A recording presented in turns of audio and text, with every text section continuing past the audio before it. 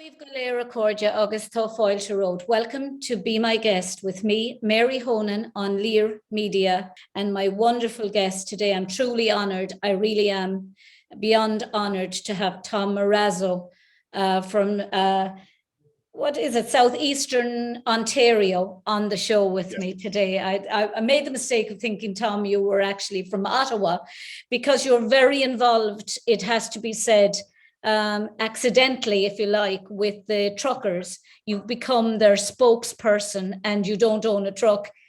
Yeah. I don't own a truck. You don't own a truck. So maybe we'll start. Well, firstly, Tom, you were in the army, you were in the military as an engineer for many years, and you just came out of the military shortly before COVID, or well, good while, and went back to college. Perhaps you bring me up to date. Yeah, so I started off as a reservist when I was in high school and college, and then when I graduated college, I went into the Army as a combat engineer officer in the Army. And in 2015, I retired from the Army, and then I had an opportunity to go back to school for 4 years and do another degree. I already had a master's degree, but because I was injured, I was able to actually do a vocational rehabilitation program. So I chose software, and I did that for 4 years, but immediately started teaching. As soon as I graduated, I started teaching at a college in Barrie, Ontario. And then when the mandates came out finally for the college, all of the colleges across Ontario, I pushed back really hard and I said, no, I don't know how you're going to get around, all the Canadian laws that are meant to protect me from what you're doing.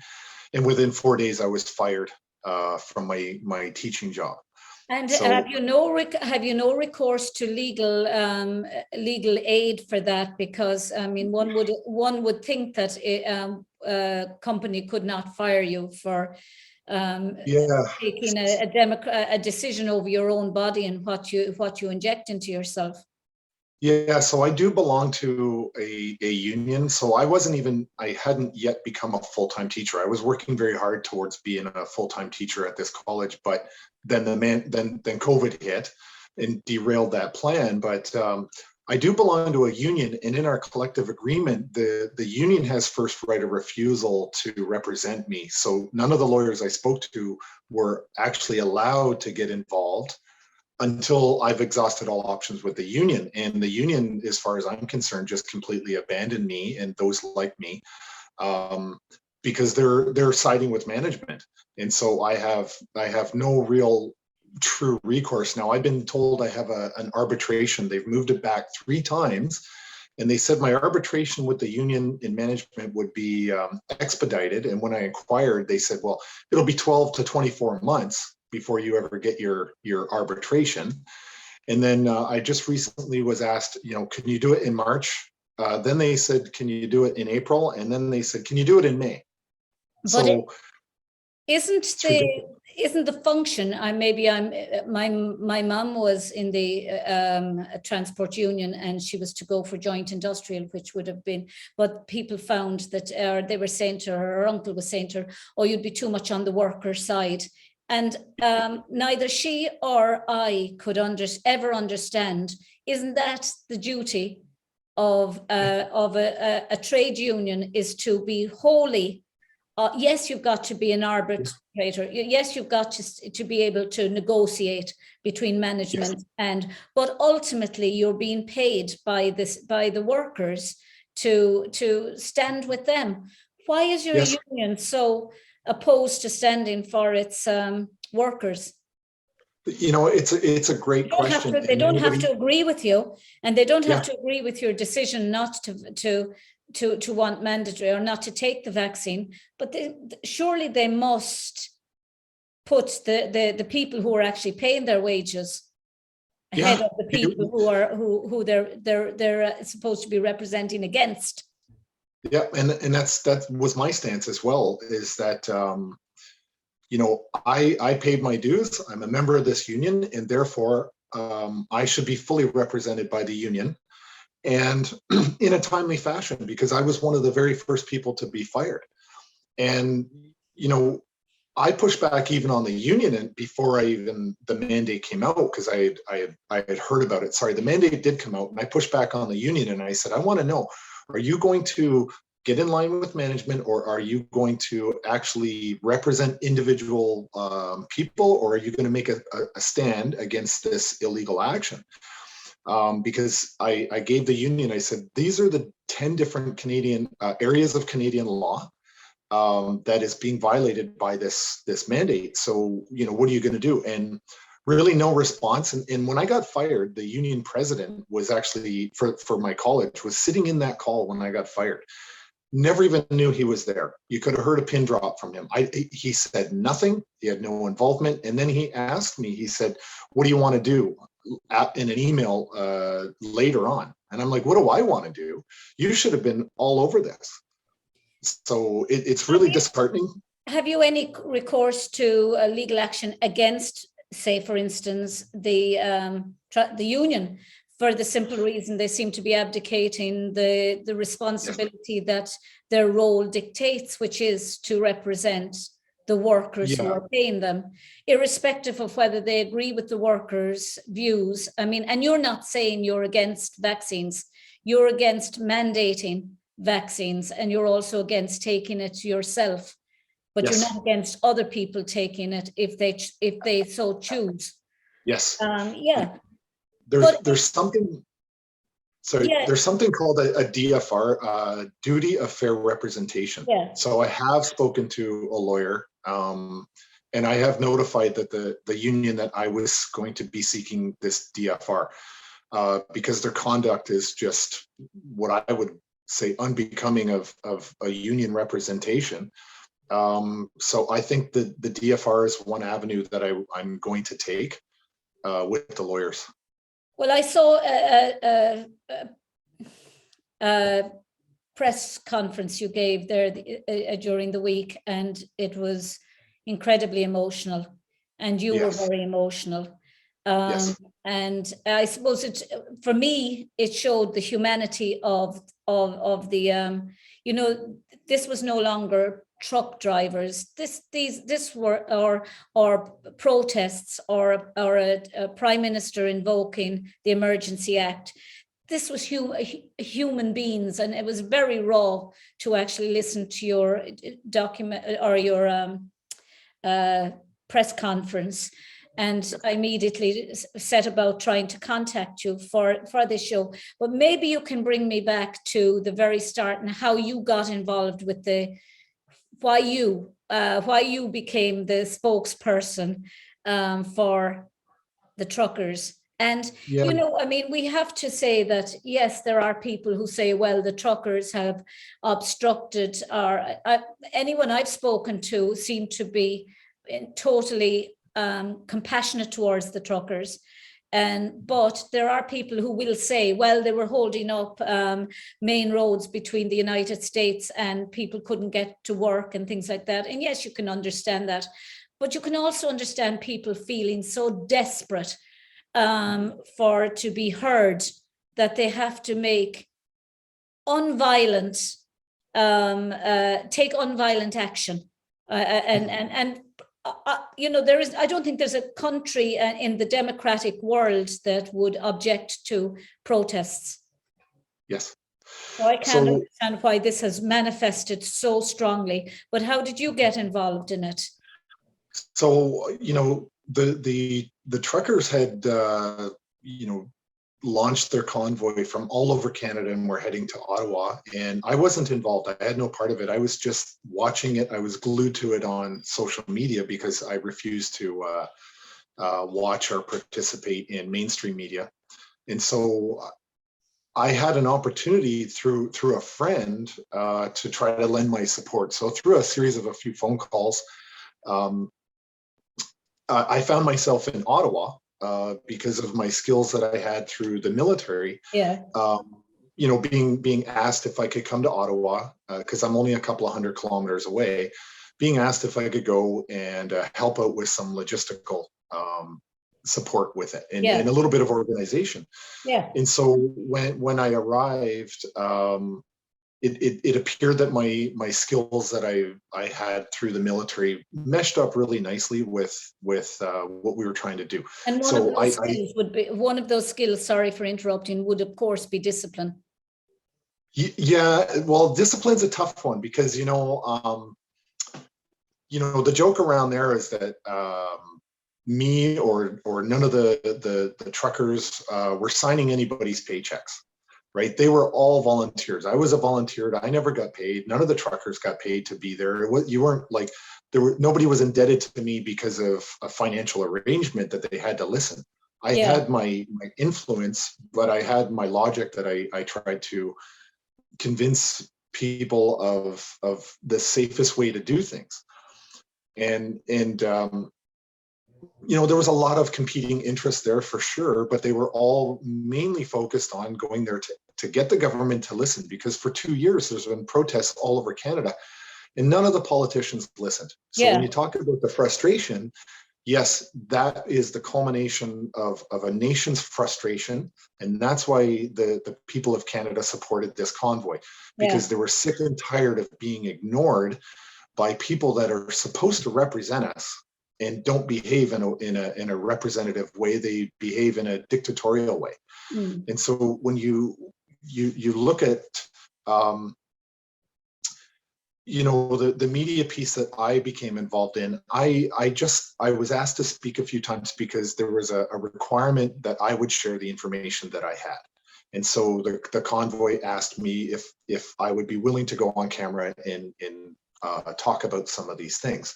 I'm sorry for interrupting again, but you don't strike me as the type of a person who courts publicity. You strike me as being quite a reserved person that has been thrown in or feels that they've been thrown into the spotlight. I think that's very accurate. I am a very private person. I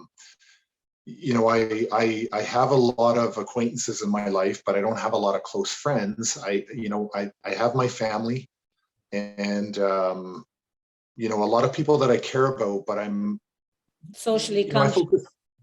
I'm very socially conscious and I care a lot about people. I really do. But I never wanted the spotlight. And the joke was in the beginning of this, I said, if when the history book is written about this entire convoy, my name never appears in the book, that'll be a win for me. Clearly that is not going to be my fate in terms of history, but I don't seek the spotlight because it's not about me, it's about Canada. It's not about Tom Marazzo. It's about my children and their future and other people's children and their futures. But I think for me, the height of all of this was when President Trudeau accused Melissa Lantsman of standing next to a swastika. And as somebody who has spent, I suppose, last 15 years of my life, maybe more, dedicated to fighting fascism, and my research is all on childhood under Nazism. I think that's the worst insult that you can ever give somebody, particularly somebody whose family were Holocaust survivors. It's just opening up a wound that was totally, totally unnecessary, I think. Didn't have any place in the whole context. These were a group of truckers blocking, whether they were blocking up and preventing business, they weren't holding people hostages physically under gunfire. And I just think that was a step too far. And I think he probably realized it was a step too far, just as the words were uttered, given that one of the conservative politicians said, that it's not long ago that he was in the papers for parading in blackface, and, it just kind of came to mind people in glass houses. But, it's an appalling accusation to level at anybody, even let alone a Jewish woman. Yes. And there's photos and videos I've seen of Justin Trudeau at the Calgary Stampede signing a neo-Nazi flag, which had a big swastika on it. And he signed it. And you know, the only thing I could fault him for is not having the intellectual capacity to tell the difference between a neo-Nazi flag and, you know, the Canadian maple leaf. But I'll leave that one alone. But, you know, even that particular story for me was very, very frustrating because while all of that was very offensive, you can continuously for the last 2 years, we try to bring logic to the government of Canada. We bring compelling arguments. We bring our science.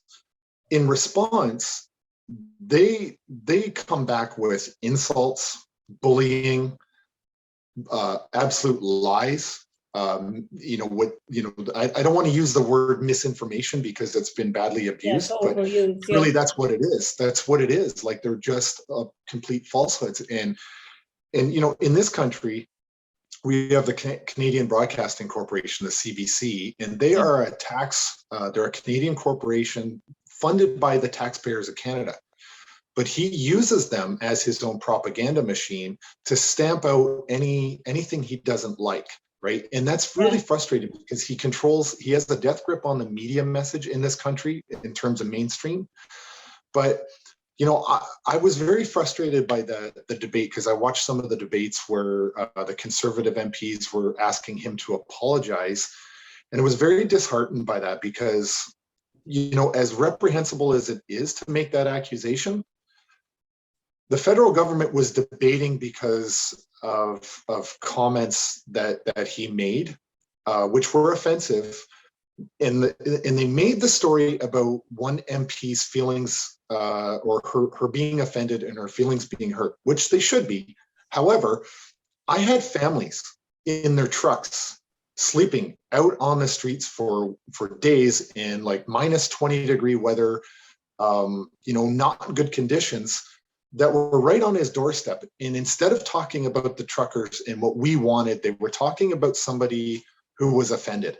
Yeah. And so from my point of view, they missed it completely. They wasted the taxpayers' time, and that argument should have happened behind closed doors or away from cameras, but they should have been debating on the issues at hand, not making it personal. The one thing that, another thing that struck me was what somebody said, again, a Conservative Prime Minister, Conservative Minister, when she asked, at what stage was it decided to engage the Emergency Act?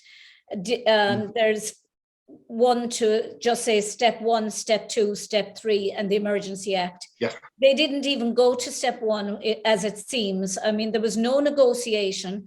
There was nobody brought in. If President Trudeau wasn't capable of negotiating, then perhaps a negotiator should have been brought in to sit and talk to these people, to ask them what their grievances were. It seemed the logical thing to do, but instead of going to the step 1, step 2, step 3, and then being forced into the Emergency Act, which was really only brought in if the country was under a state of emergency. Yes. And that has never happened. It's only happened this is the 3rd time it's happened in the history, and this is the first time it's happened just for protests, where people seem to have been out. In what I saw were people out dancing and singing, and until, you know, the horrific scenes of a woman in a wheelchair being run over by a horse. And you're thinking, how did it get from a group of women inside a group of people in hot tubs, offering hot tubs to people and partying and handing out roses on Valentine's Day, to being trampled on by the very police whom they were handing out flowers to? What happened in between all of this? Yeah. How was humanity lost in all of this? Yes, and it's a shame because, you know, previous to that, India had a dispute with their farmers, and their protests went on for a year. And our Prime Minister, Justin Trudeau, went on and nationally admonished the Indian government for not starting a dialogue with the farmers. Yet we had farmers there, we had truckers, and yet he absolutely refused. In fact, he went into hiding for the first week and a half that we were there. Well, you know, his actions seem kind of at imbalance with each other. You know, when he Yes. did reprimand the Indian government and for something that he did himself, and Yes. you know, I mean, freezing the GoFundMe, that to account, that to me was totally immoral. I don't understand how that could have actually been done without it even being brought to Parliament and for a vote to happen. How they could take, just say for instance, somebody's 20 years, there was a woman on one of the channels in America, and she was very upset because they were putting banners up in her little shop saying that she was a Nazi supporter and all that. And all she gave was $100 because she didn't want any of the truckers to be hungry or cold. Yes. And she said, I was just being compassionate. And now she's starting to get very good positive feedback in that. But the poor woman was devastated, crying. And I thought, how could they take her money because they deemed that this was an event that was organized by people outside of Canada and that it was an attack on Canada from outside forces? It was a protest. Yeah, and you know, the interesting thing about the seizure of that money, it was done in something called ex parte, which means we had no legal representations in the courts when Judge and the Attorney General of Ontario decided to take that action. And you know, they tried to say it was because it was contributing or proceeds of crime. And so that's how they tried to justify it, or that's how they successfully did it. But, you know, when you have a justice system or a legal system and you don't allow somebody to actually participate in their own legal defense, you have to start shaking your head and saying, well, that's fundamentally not how a democracy is supposed to work. So how they were able to achieve that is something, again. Don't you have to prove that they're the proceeds of crime? Well, exactly. And I mean, I think what's going to happen is Where's the proof? How can you just stop people? How can people stop if I send my money in for animal welfare and suddenly my money is taken and given to another charity? That's all well and good. I'm happy it went to a charity, but that's not the charity I sent it in for. So for the government to take your money that you've given in good faith, not return it to you, but give it to something else, and you have no proof, one, that it's been given to another, to a charity or whatever. But how can, isn't the onus on them at some stage to prove that this money has come from crime or has been come from crime families or crime organizations or people trying to externally to cause trouble in Canada? Yeah, and my understanding is that there's I think at least one US governor and their attorney general, and I think several other states are now going to be investigating GoFundMe for their actions in all of this and in the role that they played, because this is not the first time for an organization like GoFundMe. Now, the second crowdfunding platform we used, which was Give, Send, Go, is an American-based one as well. But the issue there is, again, this was all done ex parte. We found out in the media that the Ontario government had, without any legal representation, basically taken that money. And when it was about $11 million Canadian that was raised in a very short amount of time. And then the government of Ontario, under Doug Ford as premier, have seized that money basically. And so I know there's legal action to the lawyers are getting into courts to fight how that was even possible. And now what's even more unfortunate is that all of the names of the donors for Give Send Go were published on a website, and you can zoom into people's home Yes, address. That's ridiculous. I And saw. that, in my mind, is a crime. I right saw. I saw on LinkedIn a lady. I can't think of her name now. She requested me as a Facebook or as a LinkedIn today, and I accepted her. But she's the lawyer for the very Yes. first person to have been affected by SARS or to die from SARS. Right. And she was talking about that if you take or if you give a list of people's names, and people are punished or ostracized or lose their jobs, as you did, or they are bullied because of that list, then it's no different from McCarthyism. Yes, it is McCarthyism, absolutely. Do you know? That's what And it I is. can't understand. I know that there are people in Justin Trudeau's party who are absolutely opposed to what's happening. Are you getting any rumblings of things of this affecting him in any way, of his role as president?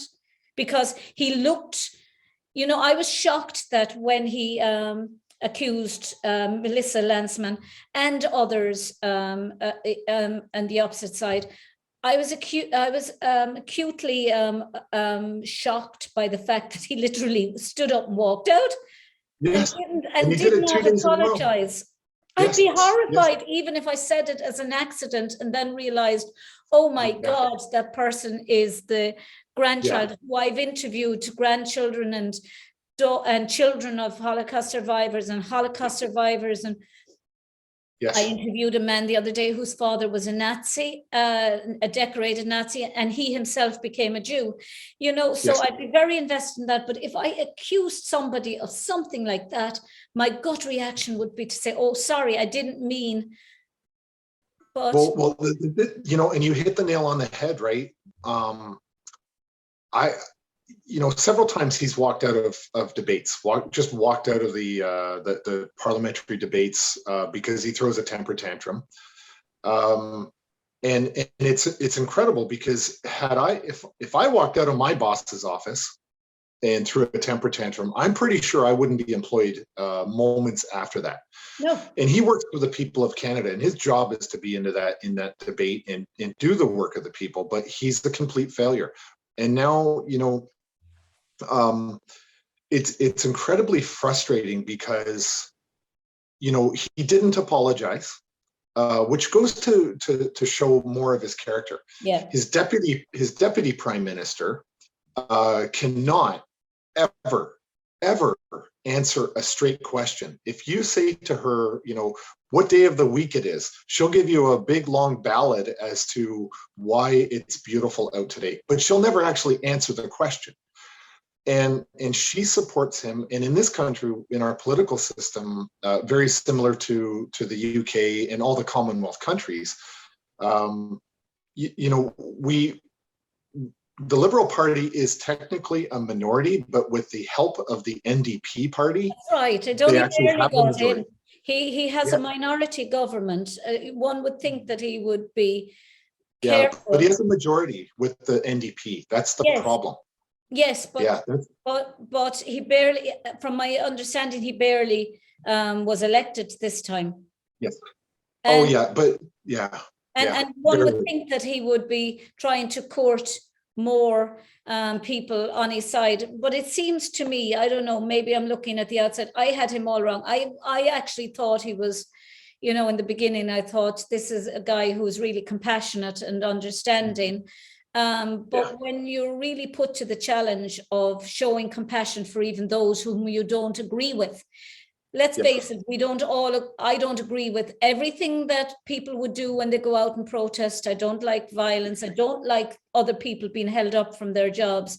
But when people have to make a statement and they're not being listened to, peaceful, protests are Yeah. what people have done for centuries. We wouldn't have the human rights we have in the world. We wouldn't have the black rights that were in America in the 60s, after the 60s and 70s, only for people like Martin Luther King went out and marched and protested and stood up for what they thought was, and they were, even here in this country, in Ireland, we had revolutionaries or people who went out and fought, and there was lots of people against them, and it was only when they were dead they became heroes. And you know, and up to then they were a nuisance as well on the streets of the streets of Ireland, really, but mainly Dublin. And you know, I just don't understand how you can not be willing to sit down and negotiate with your own people, many of whom voted for him. Yes, they did. But you know, we have to appreciate that Justin Trudeau, to be the Prime Minister of Canada, he is so grossly underqualified to hold the position that he does. He has no advanced degrees. He was a part-time drama teacher, and he came onto the public's stage when he gave a eulogy at his father's funeral, who was the former two-time Prime Minister of Canada. And so, you know, when Justin Trudeau was actually elected as the party leader for the Liberal Party of Canada, one of the people trying to actually become the leader of the Liberal Party was a national hero. His name is Marc Garneau. He was the first Canadian astronaut. And he was in a race to become the party leader. So we could have had an astronaut leading the Liberal Party of Canada, but instead we ended up with a part-time drama teacher who has a very nefarious past. And he doesn't have any proven cognitive ability to hold the position that he does.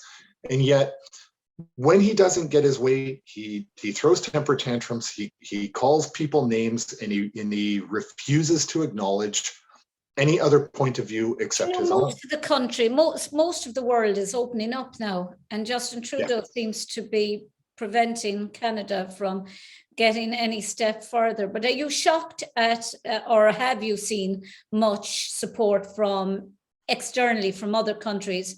Are you shocked at the lack of, say, people like Boris Johnson, or here in Ireland, or any of the prime ministers or presidents from other countries seeming to come and question why people who are just out protesting can be trampled on by police and arrested for really what at the end of the day is causing a nuisance, really blockading and stopping. But it's happened in every country all over the world forever. People have protested, and it's the only way that they've got anywhere. I mean, I saw an article that said cities around the world will look to analyze Ottawa's successes and mistakes as groups opposed to lockdowns and mandates look to emulate the Freedom Convoy. They have been copycat rallies in places like France, New Zealand, and Australia. In the United States, an American version of the convoy is planning its way to Washington, D.C. Do you see the success of the Ottawa protests, or do you see it having failed? Because I personally see the former. I see it as being as drawing huge attention. Yeah. So, you know, I get this question often because we didn't leave Ottawa with what we went there to get, which was an end of the federal mandates. But what we did achieve to do was a couple of things, which are very, very important. One is to inspire the rest of the world to start paying attention to what's really been going on and to take action. Like for a year and a half, or, you know, almost 2 years, I had no voice. I knew something was wrong, but I had no voice. I had no opportunity. I had no means to really honestly fight back against what I saw was a massive injustice. The truckers gave me that opportunity. And so, you know, they gave me personally that opportunity to do that. But they also gave the rest of the world the opportunity to come up with a really good way of getting the governments of their countries' attention. And I saw what happened. I was absolutely appalled by the reaction from the French president, and what he did to his people who also had a truck convoy. He brutalized his people, and I watched all the video on it. And there are others, but the one thing I won't fall for is the premiers of all the provinces here in Canada. They cut back on their mandates in an effort to try to appease people that we've got to get back to normal and learn to live with COVID. But in Ontario, for example, we're still in a state of emergency because of the truck convoy, and the premier put the entire province in a state of emergency. On top of that, Justin Trudeau put the whole country under the Emergency Act. Then he lifted it, but our province is still technically under a state of emergency, and nobody can understand why. So, I applaud every grassroots movement across this globe that is standing up and saying, if you're not going to listen to our protests, well, we're going to park our trucks on your streets until you start listening. You people have to realize you work for us. You're not kings and queens. You're not dictators. You were elected to represent us. And if you're not going to do it, then you're going to hear from us. And that's what it is. And it's an expression of frustration. Do you know what I was struck by as well was the police chief coming out and saying that this is not going to end soon, that this is going to go on for months, probably years, investigating people. And I'm thinking, for a protest, for engaging their rights to protest, every country in the world, barring fascist or communist countries, are able to protest. We see what's happening in Russia at the moment with all the thousands and thousands and thousands of anti-war people taking to the streets. Yes. I think what happened in Ottawa has given people, I don't know, I think it's awoken many, not all, yes, but it's awoken many to the fact that they have a voice and the power of the group. I mean, they say it's one person can change the world, but when you have a group of like-minded people who want to do things peacefully, and let's, I mean, everybody's entitled to have a view on vaccines and vaccine mandates, but it's to respect everybody's view. Okay, if this person thinks it should be mandated, I personally think they're wrong, because I believe it's wholly wrong to tell somebody what they must inject into themselves. If I want to take the vaccine, that's great. If you choose not to, that's also your choice. Yes. But to actually tell somebody that they must do something that's whatever it is, against their wishes, I'm totally against that, I have to say. And there are millions more like me, but when you think you're on your own, it's very difficult. But yes, when you see protests like yours, it wakes you up to the fact that yes, there are millions of people like me, and and you find that kind of safety. You find your family, you find your group, if you like, that you can that can understand you. But yes, I think it's all about respect, having respect for another person's view and listening to them. That's what I think has been lacking in all of this, the ability for him to sit down with maybe you and a few more people and talk about, why did you take to the streets? Why was that necessary? Yeah. And, in the very beginning, there was an injunction to stop the horns. And it was filed by some citizens of Ottawa.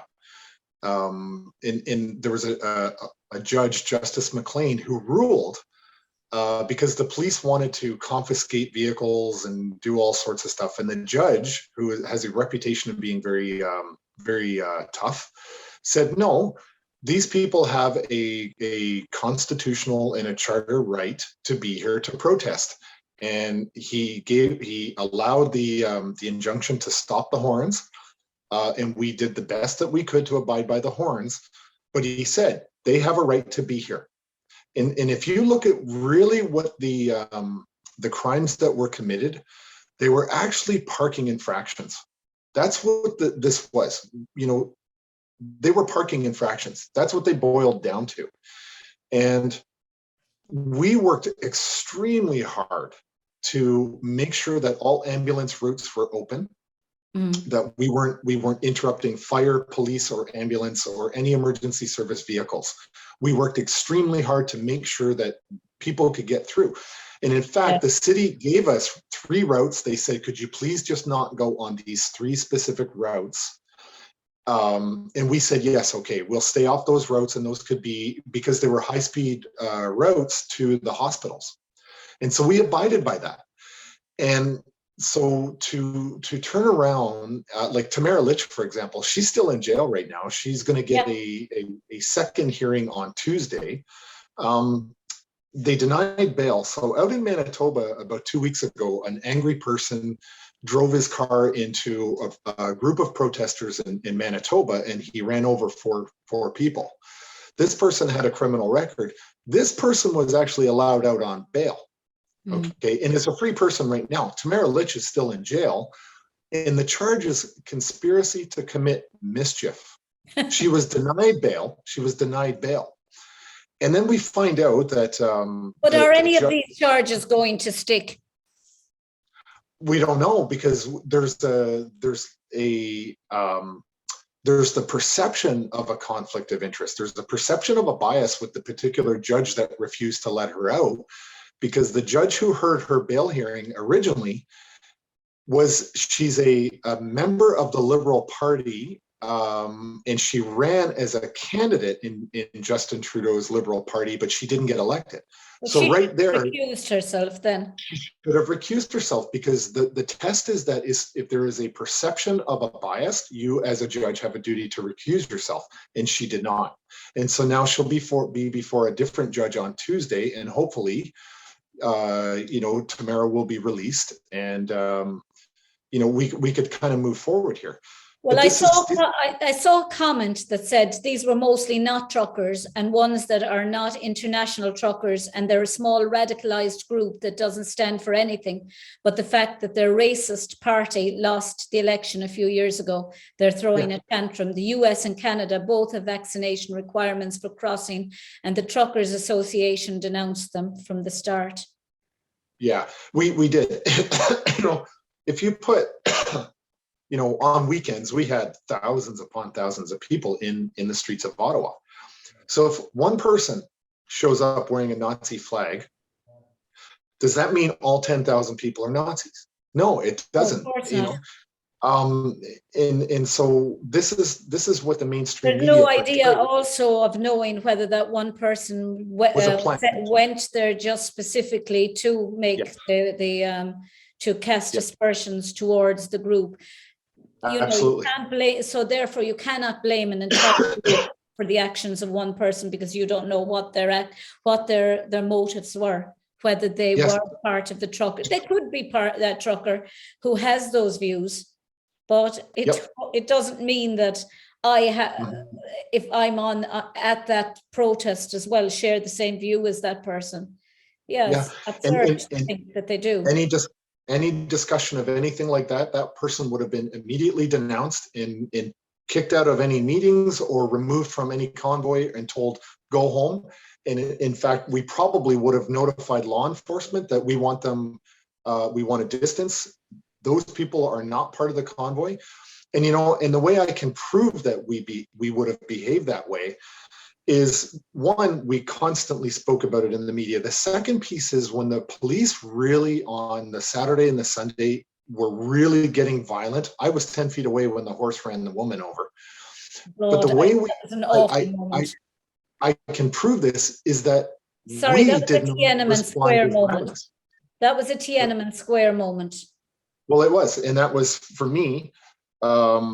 I had said this a couple of times on media, saying, we could talk, we could make this peaceful, but it would appear that the Prime Minister of Canada wants his Tiananmen Square moment, and he just got it. Yeah. And this was heartbreaking because shortly after is when I did that final press conference announcing our peaceful withdrawal, saying that we're not going to be a punching bag for law enforcement that are absolutely out of control. You know, and the law enforcement that were there on the front lines, they actually removed their names and their badge numbers and their identification from their uniforms. But we knew they came from the province of Quebec. They were Quebec police. They didn't speak English. And so are they allowed to do that, to remove their identification? That's questionable. That's questionable. I don't know what the legislation is in Quebec, but in Ontario, police officers wear their name and their badge number. And yeah, your badge number must be identifiable at all times. They were removed from the Quebec police that were in Ottawa. And what we had heard was that the few English-speaking police that were on the line, if they were actually talking and engaging with the protesters right there at the line, their supervisor would come in and pull them off the line and not allow any police to talk or engage with the crowd. But, you know, we honestly, as a peaceful protest, proved we were a peaceful protest, because even though they had the horses, the batons, they shot a Rebel Media reporter. Her name's Alexa Lavoie. Yes, that's right. Shot her with a projectile at point blank range in the leg. But we still never pushing her with the baton into the chest, and she was interviewed. She was interviewed about that, and her leg is black. Yeah, and they can't give any excuse for it. The police can't. No, they can't. We can't, and we didn't respond with violence. We backed up, and we behaved in a very non-violent way throughout the entire 2 days of the beatings by the police. And that's why, you know, the decision was finally made that, you know what, we're going to peacefully withdraw. We're not going to retreat. We are going to let logic prevail, peacefully withdraw before somebody actually does get next move. Because I know that you were one of the people who had your bank accounts frozen, and one of your accounts is for your child's medication, but that never came into anyone's consideration, that there might be somebody who you know, when this was being done, they never thought of, okay, Tom is a spokesperson, but Tom's child might need this medication, or Tom's partner, who has had her credit rating in her credit card dropped and had her credit card frozen.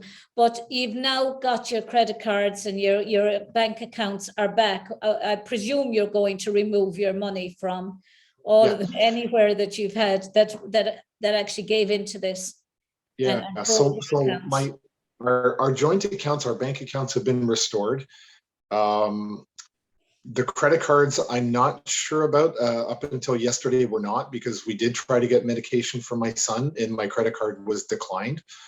I don't know about the credit scores yet. I'll have to follow that up with them. But, you know, again, my name appeared on a list and was given to all of the banks to search their records to see if as a criminal with no due process. And this is the part, this is the really, really insidious piece of this. And there are no charges against you. No warrants, no charges, nothing. But what's really terrifying about this is that they brought this in under the Emergency Act. And then the Deputy Prime Minister, Chrystia Freeland, did a media event where she was bragging about the fact that they have no intention of giving up this power. Yeah, that I heard it. If you have wrongthink, they're coming after your bank account. Yeah, that was scary. That was scary. But you know, why do you think that he did a U-turn so quickly? Do you think that he got pressure from the banks? Do you think he got pressure from his own party from within? Because it looked like he had realized after he made that comment to Melissa, who I'm trying to get on the show actually, but it looked like he had realized, I don't have the backing of my own people on this comment, because many of his own people were also children and grandchildren of Holocaust survivors, and you know. So in a party system here, the leaders of each political party have a death grip on the behavior of, or the controls, like absolute control about all their members of parliament. And if they don't, and if we've seen this for 2 years, if you disagree with the party leader, they just fire you right out of the party. Yeah. Like, you're gone. Your constituents get basically left without an MP that can actually do anything for you now. So really what it means is that it came down, the Emergency Act came down to 2 Canadian citizens in this country, the Prime Minister Justin Trudeau and Jagmeet Singh, who is the leader of the NDP. And those 2 people told their parties, you're going to vote with what we want. Despite 38 million people in this country, it came down to the wishes of 2 people. And that's really disturbing on its own. But from my understanding, once people started to realize that the government was bragging about the fact that if they don't like the way you think, they're going to attack your bank account, we started having a run on the major banks, because we only have 5 chartered banks in this country that are allowed. So there was a run on the banks. People were trying to pull out their cash. And you know that international companies started looking at Canada saying, I have no confidence in your institutions or your government. So I think what happened was the banking industry probably went to the Liberals and said, knock it off right now, because if you don't, they're the most powerful lobby group in this country. So I think the banks put the pressure because they were getting a run on the banks. And they lose a lot, because there's a lot of people will actually pull their money. I know I certainly wouldn't if I had money. I certainly wouldn't leave it in any bank that would actually freeze it on the word of one person with no proof. Yeah, and as soon as I have to move some money around now that it's unfrozen, but I'm going to be closing my accounts with the Bank of Montreal. Now, to be fair to the banks, when they received the list of all the names under the Emergency Act, they would have been committing an offense had they not seized those accounts. But the saying that an unjust law, you must disobey an unjust law. If you see something that is unjust, you haven't got the right, you have the duty to actually stand up and say, this is not just. These are not these are not terrorists holding up people. They're nuisances. They're being a nuisance, and they're blocking up places and people from getting about their business. But I think most people that were interviewed, people who lived in houses nearby, were saying that the truckers weren't causing any trouble. The truckers were lovely. It was the police that were actually stopping people from getting by.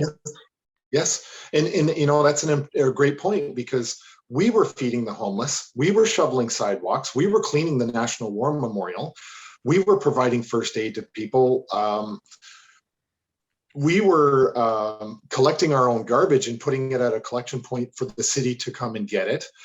And I saw a speech by a Canadian senator say that she lives in the area, and she said for the first time in a long time, she felt safe walking the streets. Yeah. And so when you look at that, we never told we actually asked the city to tell the businesses to open, because the truckers wanted to support local business.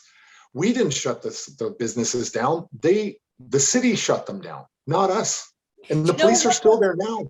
Do you know what was incredibly scary? What I found very scary when the day with the Melissa, I'm not sure if it was that day, but it was when Justin Trudeau said, should we tolerate these people? Yes. They hold peculiar views, or they hold radical views that are different from us, basically, to paraphrase. And basically, should we tolerate them? And I thought, my God, that was when I actually woke up, and I said, what in God's name is happening, that a president would say about whether they voted for him or not, and many of them did vote for the party. But to say it about your own citizens that put you into power, should we tolerate them because they have a different point of view? That is very scary. Oh, I agree. I agree. And when I think a lot of people were appalled by those comments. And, what's really disturbing is, in a parliamentary system like, what we both share is that, his constituents, like the riding that he comes from, only has a population of about 110,000 people, and not all of them voted for him. And then his party, I think, received about 20% of the eligible votes in Canada of 38 million people. And now we have somebody out there that, Canadians are much more less free today than they were 2 years ago. So, a pandemic or an emergency doesn't last 2 years, but a war on your citizens does. And it's very, very clear when he steps up to a microphone, every time he steps in front of a camera, he gets more support for people like us and less for him. Because, he did what he did in Ottawa to his own citizens. And then a few days later, actually stood up to a microphone and admonished the Russians for their actions in the Ukraine. And said that, they're against tyranny and they're for freedom. And it's like, you just beat the crap out of your own citizens who were standing there having a party with bouncy castles. Bouncy castles and what do you call those, the saunas or saunas. Yes. You just beat people. Like I've met the people that were beaten. And what I was in a meeting last night with people that provided first aid to a lot of the people that were brutally beaten by the Ottawa police and the OPP and the RCMP. They were beaten, and then when they were released, they drove them out into the middle of the countryside and kicked them out of their car and made them walk back to civilization. But it's scary when police suddenly go from being in police uniforms to being in full combat gear. Yes. And suddenly the police force becomes the army or a militarized unit, and you're thinking, good God, these are people I handed a rose to 3 days ago inside in a car, and I hugged them and they hugged me. And now they're standing with batons and full riot gear in front of me, pushing me. All on the word of one man. And that is simply scary. And would you think he'll be elected again? It's hard to say. I was shocked that he even got elected this last time in September. But to be totally honest, I don't think he'll be elected again because the Conservative Party just removed their leader because their leader, Aaron O'Toole, behaved much more like a liberal than conservative. So they got rid of him, and now they have an interim leader, but they still have to go through a leadership race to elect a new Conservative Party leader. My guess is it's going to be a man named Pierre Poilievre. But, Canadians are frustrated with the Conservatives because they said for 2 years you didn't do anything. You're the official opposition and you didn't do anything. You just got in line with Trudeau. That seems to be all the world over. The opposition parties have been anything but opposite. It's just like they were all singing from the same hymn sheet. Yes. And so if there was an election to be held today, I think probably the Conservatives would probably end up being the government. I won't vote for the Conservatives. I'll vote for PPC as I did in the last election. Because they don't subscribe to this party leader having dominance over the entire member of their caucus. They haven't got a whip. You can vote according to your conscience within the party. Yes. So that's why the PPC will get my vote, because as an elected MP, you vote for your constituents, not for your leader. Isn't that the way it should be? I mean, it's your constituents who put you in. Yes, and it should be. People who put you in from your constituency. So therefore, you should have their absolute best wishes at heart. And if a party leader is opposed or is in opposition to what is the best for your constituents, then I would find it very hard to be a yes person. Oh, me too. Me too.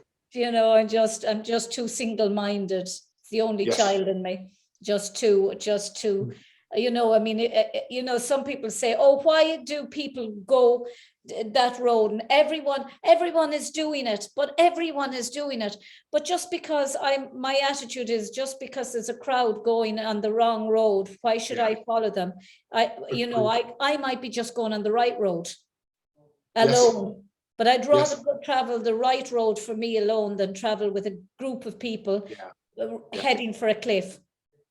Yeah, and you know what, I think, you know, the truth, you know, what I believe to be my version of the truth is really where I align my moral compass. That's where I calibrate my actions. And I really find, you know, there's been a lot of positive support from me and in the truckers and stuff. And in particular, people have called me a hero, and I just don't believe that that's a case. And I don't think it's a fair characterization.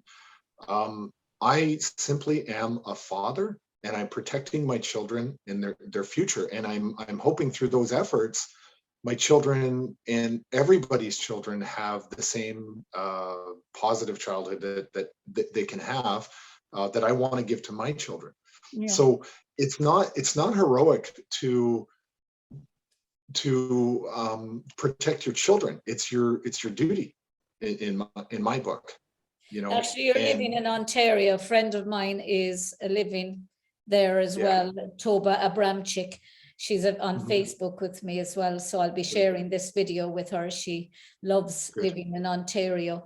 But Tom Marazzo from southeastern Ontario, the spokesperson for the truckers, even though he's not a truck driver himself, just a socially conscious human being who has suffered through all of this, and along with many others. I wish you the greatest of success. Before we go, what's the next step now for the truckers? They've retreated, or they've stepped back. They haven't retreated. They've stepped back and obviously regrouping. Yes, we are in discussions. So we are planning the next logical moves, because we are actually waiting for a couple of government things to fall into place, and you know, we'll see what the result of what the government does before we take any real decisive action. So I'm not entirely sure, you know, after what happened in Ottawa is the best place to return, but that's not off the table. You know, I haven't ever been to Canada, but it's a dream of mine, because it always, my uncle or my grandfather's brother joined the Canadian, the Gendarmerie Royale de Canada, and his son was in it as well. And I've always had this kind of, I love France, but I've always been drawn to the French speaking part of Canada, you know. Well, for me, as a very young child, my favorite absolute #1 band is U2. And well, they've been with me through the good and the bad. They're my favorite band in the entire world. Yes, is U2. Yeah, we should, you know, you get so used to somebody in your own country, you take them for granted. They're hugely popular here as well, but I've been a fan of theirs since I was 14 years old. Wow. Bono. Yes. But anyway, Tom Marazzo from Eastern Ontario, thank you so much for being a guest on my show today, and continued success to you, your family, and to the truckers, and what's the next steps for you. Sin deire leis an clár, that's the end of the show for today. Until the next time, Lacuna of Day, Bawalum to Galer Chiacana, Sonas agus Gra. I wish you peace, happiness, and love. Agus Gadei Shivslán. Bye. Thank you. Bye. You're welcome. Bye-bye.